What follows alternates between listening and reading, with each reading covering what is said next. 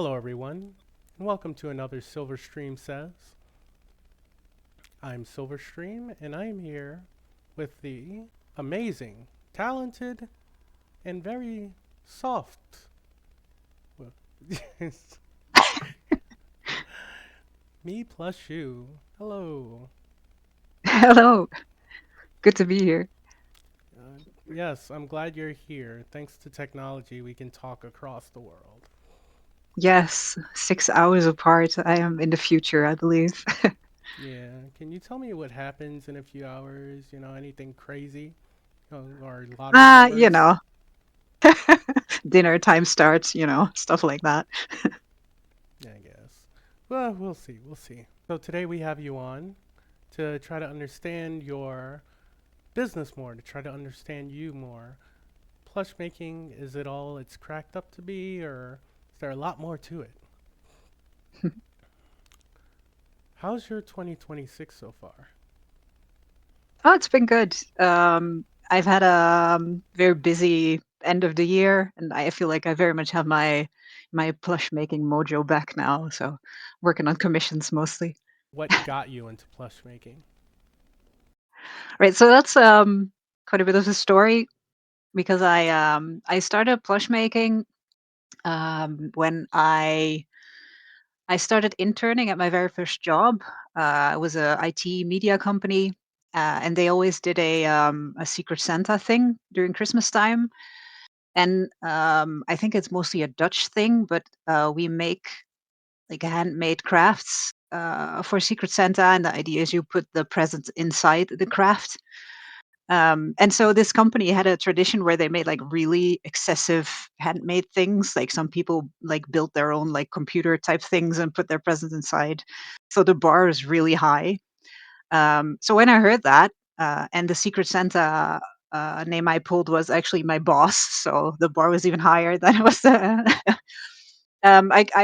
I went back to that with that information with my mom, and she was like, "Okay, what we could do is we could sew something." I was like, "Oh, that's a really cool idea because that makes it sort of part of the gift, like something you don't throw away if it's sewn." And so she let me use the sewing machine a little bit, but we really didn't make anything proper before that. So we decided to make a plush as like the gift container, basically. And because this guy was into computers, we decided to make an old monitor shape plush, which came out really cool. I didn't actually take photos because that's ages ago and before you actually took photos and put stuff on the internet. Um, but she taught me how to sew my first plush, basically. So we made the computer or the monitor, I should say. We put a zipper inside. We stuffed it sort of halfway and then put the gifts in. And when he received it, he was like so shocked, like this is so cool. And it made me so happy that just the reaction of like a grown up man like getting a plush and being like, "Whoa, that is so cool." And then, I kept actually working at that company, and they kept doing the Secret Santa thing every year, and obviously, I had set the bar for myself to make plushies, so I kept just making plush things, as my Secret Santa gift, and that's where it started, um, and it just made me really happy, like, how people responded to receiving plushies, like, even adults, and then, slowly people started asking me like, "Hey, can you make something for my kid?" And, that kinda got the ball rolling into me making plushies, first as a hobby, and then later on, as a business, um, because it was mainly like, people were like, "Oh, okay, you make something for my kid, and I'll pay you for it," and I would make plushies for, like, say, like, 25 euros, like, 30 bucks, and that's why I started. Well, it sounds great. That was your path, kind of like a toy maker, you know. Yeah. I love that story. That sounds like something, a book should be made about. Oh, I just, love the part about it that my mom sort of, got me into this even though it wasn't really the intention, but she just, like, started me on that path, basically. How would you say your parents feel about it all now? My mom loves that I'm doing something creative, obviously, and she's also a really creative person herself. She makes clothes, so when I was young, she would make like actual prop. Like she made a winter coat for me. That level. So she's definitely very good, like sewist as well. And then I think my dad likes the fact that I just have my own business. Yeah, it sounds like they're really proud, and I agree with them. If I had a child that was, making this and that and building a business and doing it what they love, because this is what you love, right? Yeah, definitely. Yeah, so like I said, I worked in IT, media. I did web design and development for about 12 years. So that's my past. Like I went to school for that as well. So I didn't actually learn anything about sewing or plush making in school. So it was kind of uh, shocking-ish that I sort of switched careers, if that makes sense. I love to hear it. People go to college, they say to get more knowledge and build up debt from it. And they get out there like, wait a minute, I don't want to do this. I guess it's a common theme, isn't it? Don't It go to is. school, people. You don't need it. I did actually learn a few because my the education I did was called art and technology. And we did everything from video editing and 3D modeling and using Photoshop and designing flyers and everything in between. Um, but there's just yep, okay. Let me try that again. We did a little bit of everything, and also a little bit of web design. So I took that and went with it and just like taught myself most of the like actual stuff about web design and learned it while doing and while working.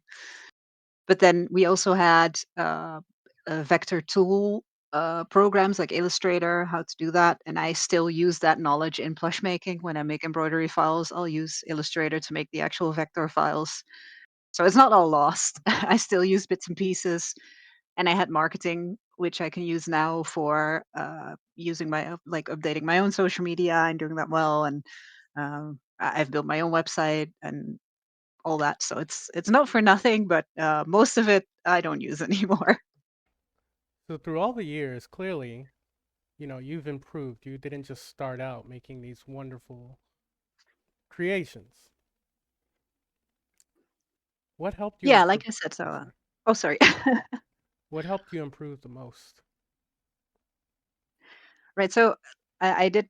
Oh, gonna restart that one. No, you're good. Just like like I said, I didn't go to school for this, so most of it is trial and error. And I think in general, plush making is very much trial and error because you have to make something, see if it works, and then tweak and go from there. But I started using patterns from other makers, which is also something I'd highly recommend doing. Like, don't start making your own patterns. Just use something that someone with more knowledge has already made, and start with that because sewing and plush making is already enough to learn. You don't have to start with pattern making as well. So my very first pony was a pattern by Valley Violet, who is still on Etsy, and she wrote a like very extensive tutorial about how to actually sew the plush with a lot of tips and tricks, and that really got me started into making ponies and making them properly. And then there's also a lot of videos on YouTube and free tutorials and patterns and just learn by doing basically. And then um, like getting more into details and actual pattern making, I learned so much from Naz. Like she's called Naz FX now, but she used to be Nezzy Goring when pony making was a thing for her. And she has a lot of tutorials on how to make different shapes when patterning. So if you're a blush maker and want to learn more advanced techniques, I would definitely recommend checking her work out, her tutorials, and her Patreon and things if you want to go to into more advanced blush making. So yeah, in short, mostly just doing. Just the more I make, the more I improve, and I feel like with every plush, I just get better, learn more. I'll definitely take that advice. I see so many of y'all, you, Manhattan, other people around me are getting on that plush game, and I'm thinking I should try that. I would love to try it myself. I know my first plush is going to come out looking like Frankenstein, maybe. Side question, of course. What's the best plush to start with? MLP base. What's the best plush to start with if you're a beginner? Ooh, I think, if you've never made like, especially if you've never sewn anything before, I wouldn't start with My Little Pony plush because it's so many different parts. I would just start with something really simple. I'll give you a link you can put in the description, to Jolie Knight, which is a website that has really nice free tutorials on plush making, and, she ranks them from, like, easiest to more complicated. And just start with, like, the simplest one, just see how it goes. So it doesn't take you very long, and you could just look at it and like, "Yay, I made this little potato-looking thing," and then move on from there. Okay, I like that. Potatoes. Everybody loves those. All right. So why did you ultimately choose to do pretty much mostly MLP plushies? So when I was doing the plushies for, kids that were commissioning, or the parents were commissioning plushies for their kids, what I'd like to do is make deer, because they're really cute, and, so the deer pattern was pretty much a pony pattern already, so I had that base. And then I'm gonna be really honest, I watched the Brony documentary, um, and I saw people were like adults were a fan of My Little Pony and buying merch and handmade things. I was like, "Whoa, that is so cool." There's actually people out there willing to pay, like, actual money for actual plushies that maybe I can make. Um, because I would make the deer plushies, and I would go to these really small scale, like, markets and try to sell them for 25 euros, and people would pick them up and be like, "Oh, 25 euro, maybe, maybe not." And I'd go home with them, I'd be so sad. And then I made one Pinkie Pie, like the very first, like, proper pony I made was Pinkie Pie, so she'll always have a special place in my heart. And I put her on Etsy for 90 euro, and she sold within a few hours, and I didn't even really promote her, and I was so shocked. I was like, "Okay, I guess I'm making My Little Pony plushies now because people wanna actually spend money on them."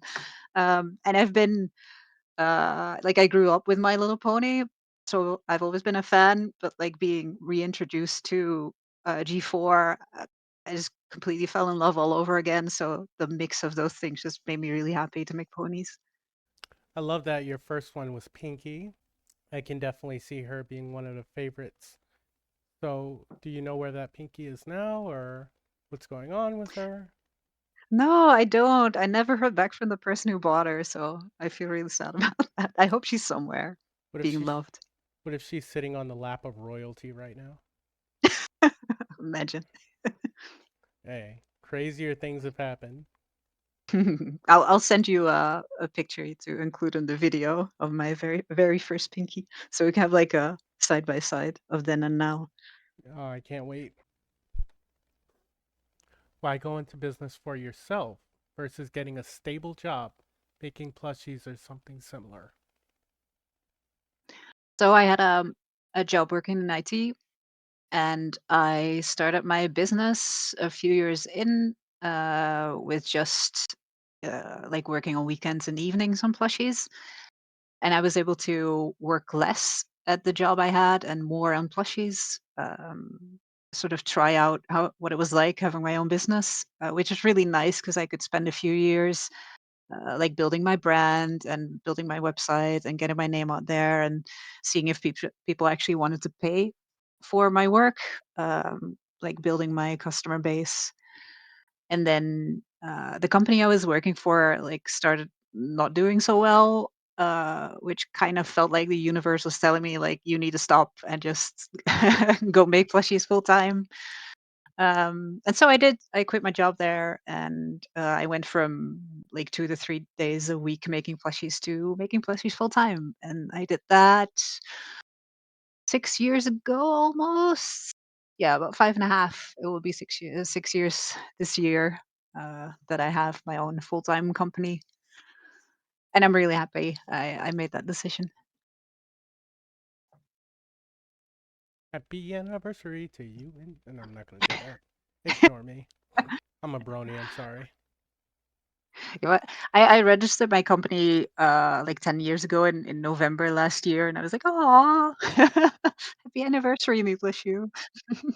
Because I started my company, like registered my company before I actually quit my job. So after you made that Pinkie Pie, was it hard breaking into the MLP Plush business? Oh no, not really actually. I feel like there's been a lot more buyers than sellers in the plush business. Even more so now than it was back then, but um like there were just a lot of people looking for custom plush. So especially on Etsy, which back then was actually a nice platform to sell at. Um, it was pretty easy to find buyers, which was nice. And obviously, I started off at a very different price point to where I'm at now. Um, and with my social media channels, it would like I started off with 0 followers, so that wasn't easy to get into. But the finding buyers bit was easier than I thought. Like easier than finding buyers for completely custom stuff that isn't fan art related, which is kind of sad, but then also I like making ponies, so it's not that bad. You're married, right? Yes. Did MLP Plush making, or MLP in general, get you your husband? No, no, he's not a brony. I mean, he very much appreciates what I do, but he's not into My Little Pony himself. No, we're both like total geeks. Our wedding had a little bit of Kingdom Hearts related like nods in it. You don't have to be Absolutely. normal. Yeah. Oh, normal's boring. I mean, if you want to be normal, then by all means. No, I think normal is boring. Speak your mind. I would not want to be with somebody that's normal and boring and basic. You know, they wouldn't be able to keep up with me. eh, fair You know, enough. you know what I mean? Like if I wake up in the middle of the night and I think, do you think almonds are trying to kill us? You got to come up and say something extra too, or just be like, yeah, sure. Normal person would Yes, be honey. Now go back to sleep. exactly. A normal person would be afraid. There's a picture of the wedding cake with a Kingdom Hearts topper. I'll send it to you if you want to like put that in the video. Definitely send me those. How long did it take for you to start making good money after the Pinkie Pie plush, of course?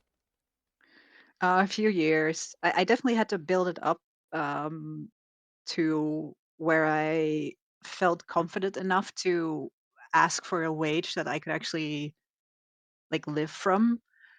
I don't think it necessarily has to take that long if you're more confident to ask an actual, like, proper livable wage. But it took me a while to get there. It took me a while to think, okay, um, I'm not my own customer. Like, I can ask more for this and actually pay myself properly. Yeah. See, that's the one thing I'm proud of you for. A lot of people don't give up within a few weeks to a few months. You kept going for years because it's not just that you loved it, you believed in it. And eventually, look at you now, you're one of the top plush makers in the fandom.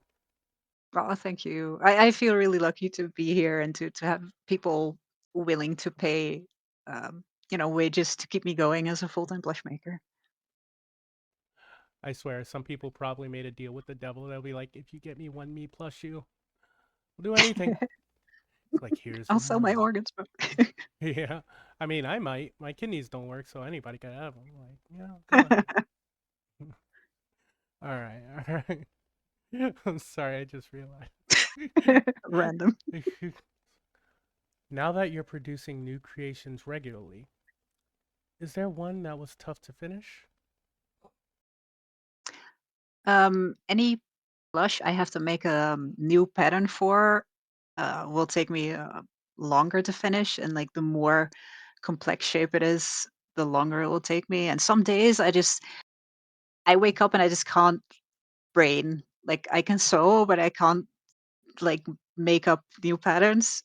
Sometimes it takes me a few days to actually like get to the actual pattern making. Um, and especially if it's not a pony, like if it's a dragon or an OC or something like the bee in the image, something completely new, like I'll just take longer because I have to do the actual pattern make. I have to make several tests and tweak and make the thing. And then for ponies, I usually already have the body and the head pattern, so at least I can start somewhere, and that sort of kickstarts me into actually making something. And then there's also ponies that just have a lot of details. For example, Rainshine, the Kirin leader plushie that I made, she has so many curls. There are so many hair pieces, and I just spent like actual days just hand sewing the curls on. Like my fingers, like all like dents in my fingers from all the hand sewing. So that's just they just take a lot of time. Um, and then I also do plush prototyping for toy companies. So they'll send over like a 3D file or an art concept from their character, and then I'll make the first like plush toy prototype, and they'll use that to see if their target audience likes it, see if they'll get funding to make it, see if the factory is able to like recreate it and all that. But they'll be like really particular about how it looks. So they'll send over dimensions, and they'll do like a red line, like draw over of the plush. Like, no, the eyes need to be like 5% bigger, and the head needs to be like 2% wider. It'll be really like it has to be exactly like how they've envisioned it. So that's also challenging. Challenging, let's say. Companies are coming to you, huh? Yeah, so, apparently plush making is such a niche thing, uh, that I've actually heard from, several companies, like, they'll find my Instagram, and they'll send me an email like, "Hello, we do this and that. Can you maybe help us with" uh, and then there's one company in the Netherlands, they just invited me over, Goliath Games, like, "Can you sort of show what you do, and maybe you can help us?" So I did a lot of prototyping work for them, which was really fun. Most of the plushies were like they had little robot bodies inside them, like Furby type plushies. So they'll send me the sort of robot insides, and I'll make the plush around it, which is also a whole challenge of its own. I have a little robot dog, like it walks and it dances and it like wags its tail on my DeviantArt. But most of those plushies I can't share because they'll have me make a prototype and then they don't actually have it made or it's still in development or whatever, and I'm under NDA and I can't share it. So it's kind of sad. Like I'll make this really cool plush and I can't actually show the world. I was about to ask you about NDAs because if companies are coming to you, like, you understand how much of an achievement that is, right? Yeah, I was really shocked when it first happened because the first company that reached out to me to work with me, I was still working at my IT job, so I took that phone call while while I was at my other job. Like, okay, give me a moment. Yes, I can work for you. Um, And then so far I've worked for 3 different European, like, toy companies making plushie prototypes, so yeah, that's really cool. So if you're walking around and you see a prototype or a plush that looks like it may have me plush you in it, you might be right. To me, that's as big as, let's say you're an actor in commercials, just commercials basic. A studio comes to you, hey, we need you on the next Mission Impossible. You're like, what? Yeah, you're gonna be the next to the main character, right there. You're gonna be the person who stabs him in the back. You're like, oh, oh. Like, yeah, don't worry. People will hate you for a little while. I made a plushie for someone from Disney a while back, because a friend of mine, they were a huge fan of the Seven Dwarfs, like the, cartoon series that used to be on TV, and there's this little plushie that one of the dwarfs has, Mr. Hicklepips, um, and so I made a plush of that plushie. Um, and my friend shared it all over their Tumblr and whatever, and it got into the community of the Seven Dwarfs, and the people responsible for that series saw that plushie. So I got an email from someone like at Disney.com. I was like, no, this is fake. And they actually commissioned me to make the same plush. And so it was, like, cheeky enough to ask them, like, "If you receive it, can you please take a photo?" Because I was just kind of, like, hardly believing that this was actually someone from Disney commissioning me. And so they did. They actually did take a photo in front of the Seven Dwarfs wall in their studios, like, was it, like, the channel director, like, the director of the series or something? They took a photo together holding my plushies. Ah, best moment ever. I'm gonna need that photo if you have it. Yes. Yeah, it should be somewhere on the internet. I'll find it. At every corner, you're surprising me. I mean, now Disney, who's infamous for stop that, cease and desist. What? You want Spider Man on a wall? Not today, kid. They literally, Yeah, yeah. commissioned me. They paid me money to make their IP, yeah.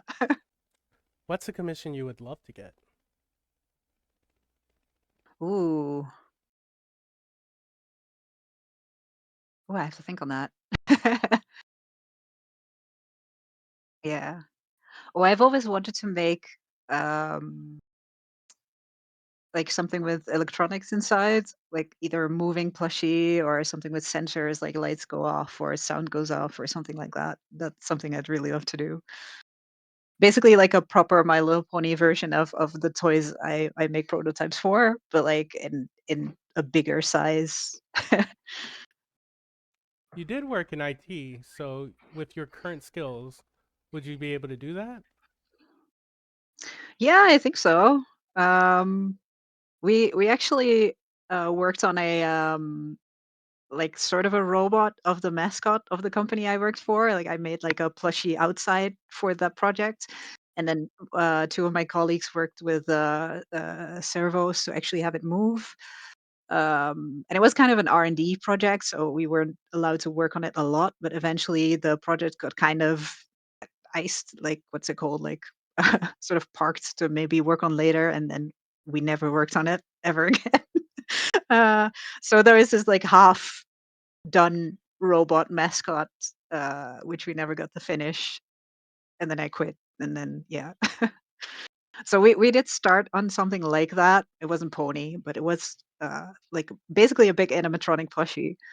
So it's still kind of my dream, quote unquote, to make something like that and actually finish it. Somewhere in a basement, a robotic plushie is waiting to get out and find you. Like, so Five Nights at Freddy kind of, situation. but I meant more as I said, just by yourself. Do you think you can accomplish it with your IT background and everything? Just by yourself, make something like that. Yeah, I'm not sure if I could do the whole moving thing, but I could definitely do the, uh, push button sound and light happens thing. Because I've actually made, functioning plush, game controllers in the past. Like, I used, Oh, conductive fabric, and you could press buttons, and you could actually, like, control a game with it. So that was fun. So and that was something I did on my own, so I think I could make an actual interactive plushie on my own. I love that. You know what I would love to see? Tell me. If they were able to allow the main six to, like, for example, Nightmare Moon, glowing blue eyes, just Ooh. like have that plush design. And she's like, I'm not soft. And she's like, I'm not soft. I will destroy you. You know, stuff like that. It'd be funny. Oh, I like that. Yeah. That would be nice for somebody to commission, or you could auction it. That, I think that would be sky's the limit right there for charity money.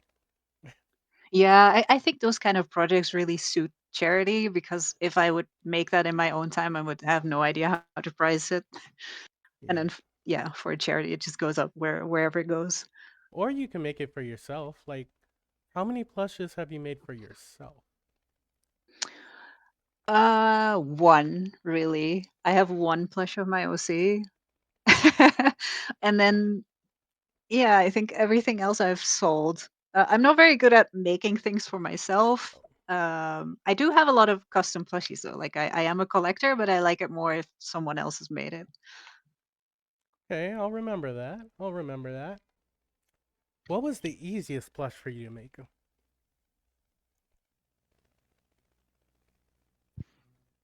Like I said, making is kind of the hardest part about making plushies, or at least the most time consuming. So for me, making anything that I already have the patterns for is easy. And then like if a pony has one body color, one hair color, that's always easier to make. So for example, Pinkie Pie is the easiest of the main six to make. Even with all the bouncy hair? Yeah, I mean, I have the pattern for her, so I don't have to think on it anymore. I just sew the bounce. To me, it sounds a bit difficult, but maybe getting into plush making isn't hard. It's just sticking with it. Is that true? Yeah, I would say so. I think with anything, because anyone can draw, but it'll take practice to be good at it. And then with plush making, I feel the same way. I think anyone can, like as long as you're able to sew, you can make plushies. And the more you make plushies, the better they'll look. Yeah, it's just like with me. I'm a chef, not professional, of course, but I have cooked for some great parties in my time. And it always reminds me of Ratatouille. You know, what did Gusto say? Anyone can cook, but it takes real hard to become a chef. Right? Yeah, that's what it's like in most professions or most hobbies. Yeah, I guess Like you'll. every time you make a dish, you'll learn like how to make it better the next time. Oh yeah, I mean, I'm gonna be honest. Some of my food is mixed crazy. Not everybody likes it, but I like my concoctions. Could just I mean, be but that's the fun part of it. You can make whatever you want and then see who likes it or not. exactly. All right, I'm gonna remember that. You promise to try it? Oh yeah. Okay, squid and peanut butter. No, I'm joking. I'm joking. I got that from Food Wars. Ignore that part. What was your favorite plush to make? Oh, I really liked remaking a plush I made like 10 years ago. So I recently remade Fleur, which was one of the first plushies I made back then. And she was like in the sort of potato chunky random mare pattern that I used at the time. And I was like, "Yes, I need to remake her, and I need to make a completely new pattern for her that fits her, like, actual body shape she has in the show." And, I did the little hoof she holds up pose, which was really interesting as well. I had to restuff her a few times to make sure she balanced. Um, and then when I finished her, I was like, "Oh, this is such a testament to how far I've come plush making," and it just made me really happy. And then last year, I did the same with, Flitter. Um which I also made back 10 years ago, and I remade her in my current pattern, and she's just one of my favorite creations now. I just love her. And I made her because I really like her as a character. I was like, I don't even know if other people like Flitter. And I made her for Galacon stock, and I believe she was the first to sell or like second to sell, which I wasn't expecting. Then multiple people came by like, "Oh, do you still have the Flitter?" And I was like, "Oh, okay." I didn't actually think people like Flitter. And then obviously like the auction ponies, I did the Viking Shy and the Steampunk Rainbow Dash are one of my favorites because they were just pretty much my designs. Like I was just like, okay, what would Fluttershy look like if she was Viking themed? And I kind of designed that myself, which is really fun. Um, like actually using like proper Viking references to make the runes and things and um, I just really it warmed my heart that people really liked the fact that it was my own take on Viking Fluttershy, and that's something from the show. And then the same thing with Rainbow Dash, which is really cool because I love steampunk as a theme. To just come up with a steampunk version of Rainbow Dash, and then I had a little collab um, with Prof, who made the lights for her like steampunk device. So she actually had a moving steampunk thing or like moving lights in there, which is really cool. Yeah, so just making kind of my own designs, but still My Little Pony, is something I really like. Final question. Any advice for those that want to do what you do? If you like the idea of plush making, just start. Like I said, I think anyone can do it. So just go for it. Like don't start off with a completely custom, like super hard pattern. Just start off with something simple. If you've been to any of my panels at conventions, I'll try to explain that if you start with the basics, it's really not that hard. Like if you want to get a feel for it, or if you just think it will be fun, just start with a small project so you don't lose interest. So you can finish something first, and you're like, okay, this is my first blush, and then be proud of it, and then next. Because there are a lot of free patterns. There's a lot of info to find on the internet, free and paid. I also have my own pattern on my Etsy. If you want to make ponies, that one has a lot of documentation. So it's also very beginner friendly. Business wise, like maybe you look at my prices and you think, whoa, blush making is get rich quick scheme, but it's really not. Um, I make less money making plushies than I do working in IT, but this makes me happy, so I do this. Um, Also, I invest a lot of my money back into my business. I have a lot of machines. I have my sewing machine that I keep upgrading into better ones. My embroidery machine that I keep upgrading into bigger hoop sizes and more functionalities. I now have a heat press, a sublimation printer, so I can make my own fabric.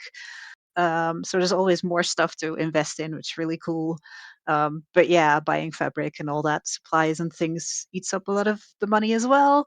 So I think if you want to like get into this as a business, as a job, it'll definitely need to be like about the joy of creating as well. Like it has to be like your passion to keep doing it. Um, if you want to get started on commissions, don't fall in the trap of taking on like too many commissions at the same time, because it is very much a seller's market. Like there are many people out there wanting to buy custom plush, especially commission based. They want their OC made, or so it's really easy if you're a starting plush maker to get a lot of attention, especially if your prices are low, and get overwhelmed with a lot of orders. Maybe get burned out. Get overwhelmed. So my advice definitely would be if you're starting commissions, just start off with like 1, 2, see how they go. Um, and don't price yourself too low. It's hard sometimes if you were like me starting out making plushies, you'll think, okay, if I go to the toy store, a plush will be maybe $20. So why would anyone pay more for a plush that I made? Um, but you really have to see plush as art because it is art and it deserves to be priced, for the skillful labor that we do. So definitely give yourself a proper, like fair hourly rate if you're making plushies. Um, Not just charge for materials, but definitely charge for your time. And as you get better, you can up your price. Um, and then obviously you don't have to make plushies as a business. You can just make plushies for fun. It's okay. Not everything needs to be monetized. You can just make plushies for you and have more plushies. Also, don't forget, plushies aren't priced just by skill and your labor. People have to remember a big part of the plushie making process has to do also with the trusted material, the sources. When you get it from like a factory line, the material isn't as good quality. There might be, unfortunately, which they've shown, there could be chemicals in the actual toy or plush. To me, somebody like me, plus you, she puts time into her work. There's no shortcuts. It will be customized, which that's something you don't get from factory lines and people making it in a rush. She puts her heart, time, and energy into it to the point that you can't find it anywhere else. To me, that speaks volumes above the competition. Oh, thank you. Yeah, that's what I love about making custom plushies is I can just make what someone envisions. Like either it's an OC or a specific version of their favorite pony or something completely custom. I could just bring to life what they have in mind, and that's just amazing. Me plus you. It was great having you on. Thank you so much for having me. It was fun. Honestly, it's funny because before this, you and I haven't really talked, but we've known each other for what, 3, 4 years? Yeah, I mean, we've seen each other around online a lot, but never really spoke. But Yeah. yeah, it feels really natural. Yeah, I'm like, oh, there's me plus you work. And then you see me on the timeline. Well, there's that zebra guy. I don't know what he's doing, but he's doing something, being social. In the future, I will continue to share and post your work because it is amazing. And I always support my friends who put themselves into their work and hobbies. Thank you so much. You're welcome. All right, everyone. This was another Silver Says with me plus you. Thank you so much. I had a great time talking to you. If you want to keep checking out my work, then please follow me on my social media. I am MePlushYou pretty much everywhere. I'll keep posting my plushies. So please check those out. Check those out. Thank you so much. You heard it here. If you want to go on MySpace and follow her, it's me plus you. MySpace. No, it's Twitter and Instagram, right? Yeah, Twitter, Instagram. I have a DeviantArt. I have a Blue Sky that I use sometimes. Facebook even. Dang, Facebook. Dang. There's still people on Facebook. Are there? Are I there? mean, I'm most active on Twitter and Instagram. Yeah, There you go. Twitter, Instagram, DeviantArt, Blue Sky. yeah. I mean, the my portfolio is best visible on DeviantArt. It has all the plushy photos. So if you want to see everything I've made ever, then definitely check out my DeviantArt. I love that. Everyone, take care. Bye bye. I feel like at the beginning, Sunset Shimmer didn't get a lot of love. Yeah, true. I think she gets a lot of merch now though, so she's making a comeback. Oh, definitely. She's like my wife. Not really, you know, haha, but if I was in Equestria, I was a zebra. You know, I mean, anyway, I can see it. thank you, thank you. I appreciate it. For anybody out there who says otherwise, you're a hater.